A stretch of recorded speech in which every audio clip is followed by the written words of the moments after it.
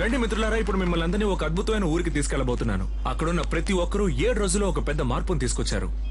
October 2012వ సంవత్సరం ఆంధ్రప్రదేశ్ వరంగల్ జిల్లాలో ఒక పోటీ జరిగింది. నాటకమో, వంటలో, ఆటలో కాదు, చెత్త నుంచి విముక్తి పొందేందుకు ఒక పోటీ. క్లీన్ సిటీ ఛాంపియన్షిప్ అంటే పరిశుభ్రమైన నగరపు పోటీ. ఈ పోటీకి యువకుడైన ఐఏఎస్ ఆఫీసర్ వివేక్ యాదవ్ అధ్యక్షత వహించారు. ఆయన వరంగల్ మున్సిపల్ కమిషనర్ గా ఉన్నారు. ఒక్కో టీం ఒక్కో ప్రాంతంలో శుభ్రపరిచే బాధ్యతను తీసుకుంది. అందరూ ఇందులో పాలుపంచుకున్నారు. విద్యార్థులకు కూడా ఒక పోటీ ఏర్పాటు చేయబడింది. వీరు మగ్గే చెత్తను, మగ్గని చెత్తను సరిగ్గా వేరు చేస్తే బహుమతి ఇవ్వబడుతుంది. పిల్లలు చాలా సంతోషంగా పాల్గొన్నారు. వీళ్ల గొడవ పడలేక మేమే చెత్తను వేరు చేస్తున్నామని తల్లిదండ్రులు చెప్పారు. అంతేకాదు, వివేక్ యాదవ్ చెత్తను సేకరించే సిస్టమ్ ని కంప్యూటరైజ్డ్ చేశారు. చెత్త ఎక్కడుంది, దాన్ని ఎప్పుడు ఎలా సేకరించాలనేది తెలపడం ప్రారంభించారు. దానిని చక్కగా పర్యవేక్షించారు కూడా.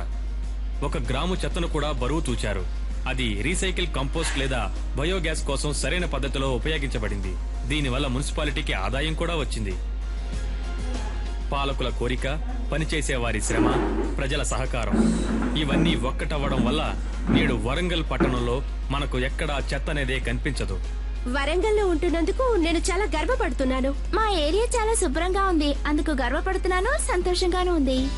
ఆంధ్రప్రదేశ్ మున్సిపాలిటీలో జరిగే ఈ మార్పులన్నిటికీ ముఖ్య కారణమైన వ్యక్తి director of municipal administration mister Janardhan Reddy.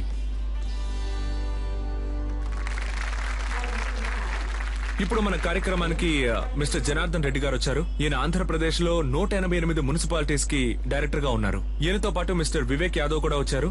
ఈయన వరంగల్ కి మున్సిపల్ కమిషనర్ గా ఉన్నారు. డాక్టర్ రెడ్డి సార్, మీరు ఒక కొత్త ప్రయత్నం చేసి అందులో విజయం కూడా సాధించారు. మీ విజయానికి రహస్యం ఏంటి?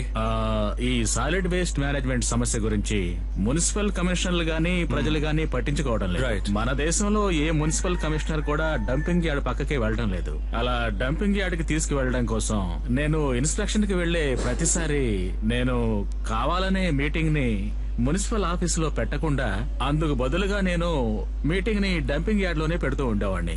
అందులో ముఖ్యమైన కండిషన్ ఏమిటంటే ఎవరు వాళ్ళ ముక్కుకి కర్చీఫ్ నడ్డుగా పెట్టుకోకూడదు. అవును, డంప్ యార్డ్ లో. కాబట్టి మీరు డంప్ యార్డ్ లోనే జరిపారు? అవును, మీటింగ్ అక్కడే పెట్టేవాడిని. వివేక్ గారు, చిన్న నగరాల్లోనే ఇది సాధ్యం, పెద్ద నగరాల్లో ఇది సాధ్యం కాదని ప్రజలు అంటున్నారు. దీన్ని మీరు అంగీకరిస్తారా? మీ ఉద్దేశం ఏంటి? యాక్చువల్ గా వరంగల్ చిన్న ఊరేం కాదు. అక్కడ దాదాపు 7 లక్షల మంది ప్రజలు ఉంటారు.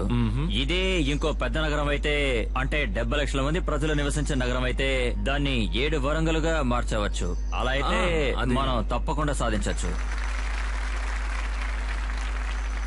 మిత్రులారా, ఈ 2 ప్రభుత్వ అధికారులు వాళ్ల కర్తవ్యాన్ని సరిగ్గా నిర్వర్తిస్తున్నారు.